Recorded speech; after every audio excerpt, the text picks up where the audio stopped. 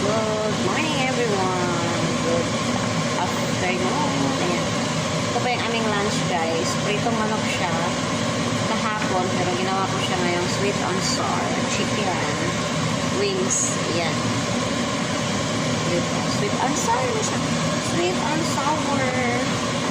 Sweet and sour chicken. Yan ang ulam namin for today's lunch. Tignan natin. Kaaway matamis-tamis. Maasim-asim. Medyo na ipagkaanghang. Diba? Solve na ang aming lunch today.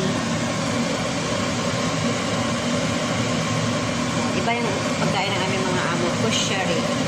Sa amin talaga is rice. Rice is life. Ang sarap ng lantakpan, no? Ubus ngayon ang bahaw, mauubos niya, no?